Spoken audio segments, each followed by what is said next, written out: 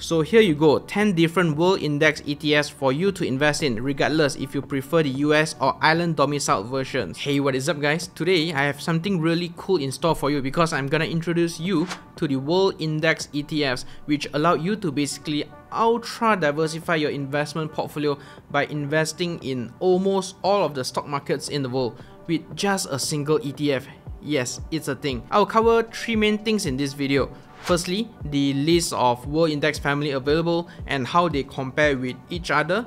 Second, a list of US and island domicile ETFs for you to pick from depending on your preference. And lastly, my verdict on investing in these ETFs so that you have a better idea of what you can and cannot achieve with it. But before we begin, I would appreciate it if you can help me smack the like button down below. I spent weeks of my time to research on this topic, so hopefully we can reach more people with it. Thank you very much for that. And without further ado, let's jump right into it. So in general, there are a lot of global stock market indexes that can provide you a very diversified exposure, and that can usually cover a huge range of stocks from developed and emerging markets to a huge range of market capitalizations and etc. But for the purpose of this video, I've cherry-picked 3 index families that can do exactly just that, covering all, if not majority, of the investable market cap in the world. That's why you are here, right? So I have 3 index family for you here: the FTSE Global All Cap, the MSCI ACWI, which stands for All Country World Index, as well as the FTSE All World. If you are wondering what's the difference between FTSE and MSCI, they are basically stock market index providers with products that have a huge degree of similarity, especially in terms of performance. But they may differ when it comes to recognizing certain countries as being developed or emerging market, which will then affect how their index behaves.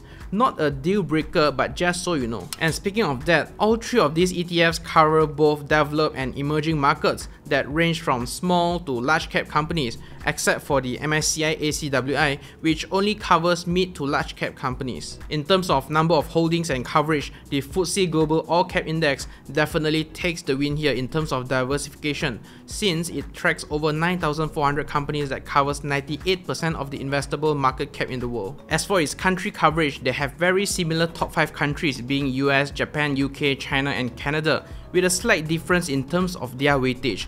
But as I've briefly mentioned just now, there will again be some minor differences in the smaller countries. For its top 5 sector weightage, they are all pretty heavy on technology and financials as their top 2 components, since they have US tech and financial companies that have relatively higher market cap. The third component is where the difference lies, where both the FTSE index have a higher weightage on consumer discretionary at over 13%, while the MSCI ACWI have a higher weightage on healthcare instead at 12.3%. The FTSE Global All Cap also follows with a high weightage on industrials, coming in at 13.3%, with its healthcare weightage standing at 11.6%. This is in contrast with the FTSE All World Index, where it prioritized healthcare at 11.9%, and then closely followed by industrials with 11.4%. Their top 5 companies are more or less the same, dominated by the US blue chips such as Apple, Microsoft, Amazon, Alphabet and Tesla. But of course, their weightage differs a bit here and there because they each have different number of holdings. In terms of performance, as I've mentioned before,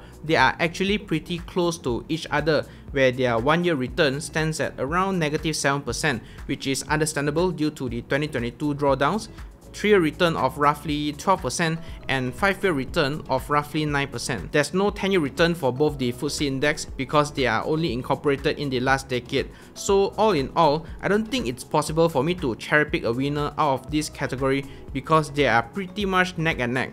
Of course, the FTSE All World Index might look more attractive in this case, but that may also change over time depending on the macroeconomics as well as the market dynamics. Lastly, they all distribute a little over 2.1% of dividend yield, and depending on the distribution policy of its ETFs, they can definitely be either distributing or accumulating ETFs. Now into the more interesting section of this video, I've identified 10 different US and island domicile ETFs that tracks the 3 World Index family that I have covered earlier in this video. On the left, under the US domicile ETFs, we have the VT ETF, which tracks the FTSE Global All Cap Index. It is traded with US dollar since it is listed on the New York Stock Exchange, and it comes with a very low expense ratio of 0.07%, so it's literally the cheapest you can get in comparison to all of the other ETFs here. The second US ETF is the ACWI ETF, which falls under the All Country World Index, also traded with US dollar on the Nasdaq exchange, it comes at a significantly higher expense ratio of 0.32%,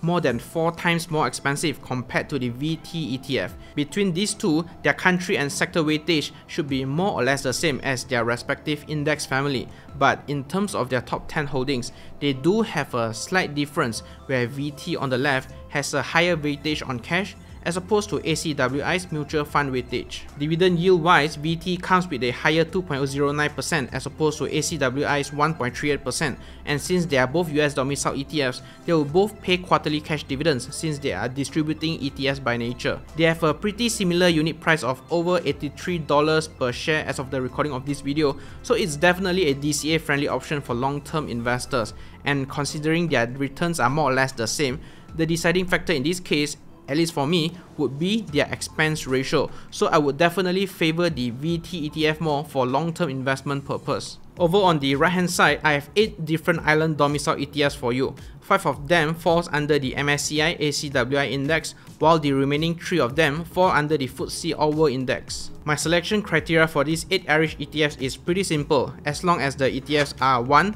Managed by big fund managers like we have here, iShares by BlackRock, SPDR by State Street and Vanguard.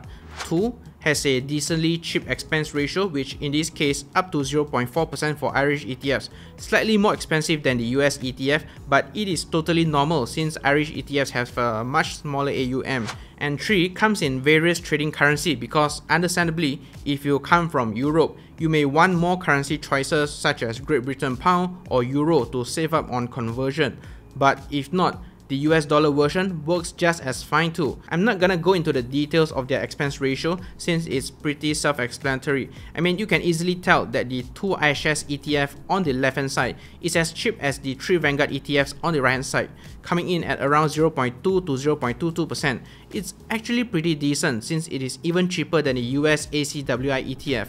In terms of their portfolio weightage and distribution, it should be more or less the same as their index family which they are tracking, but just to touch it through, the MSCI ACWI index family is again heavier on healthcare for its third largest sector weightage at around 12%, while the FTSE All World ETF is heavier on consumer discretionary at 13.9%.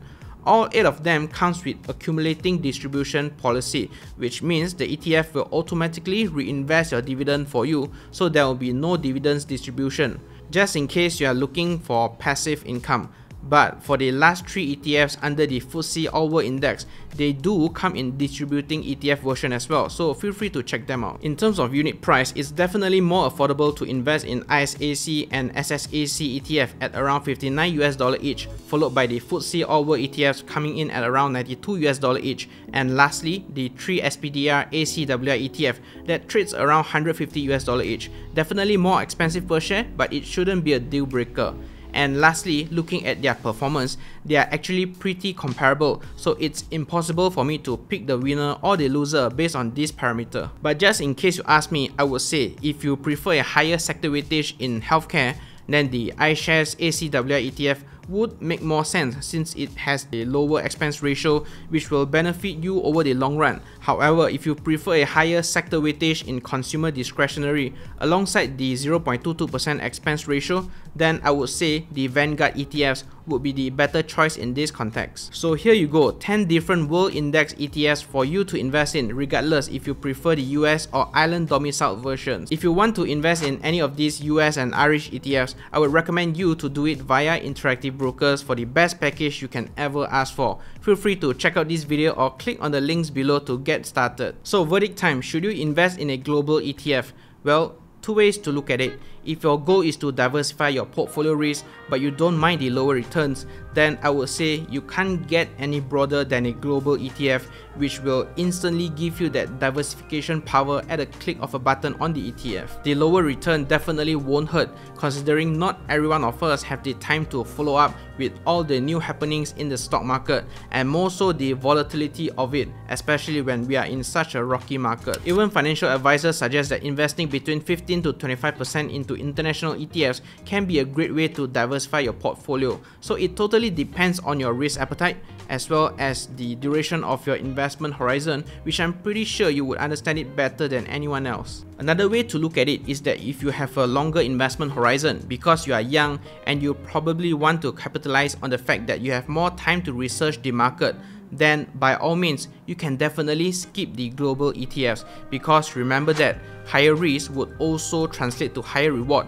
and vice versa. So until you are ready to go into capital preservation mode where you have more commitments, or you don't want to have too much volatility in your portfolio, then there is no need to force yourself to get this ETF as part of your investment portfolio at this current point in time, because hey, the market is always there. You can definitely make the switch anytime you want. Alright, that is all for today's video. I hope you found it useful. Let me know what you think about this ETF, or if you would like me to cover any other ETF, just comment down below. I look forward to reading your comments. And with that said, thanks for watching, stay safe, stay invested, and as usual, I will see you in the next one.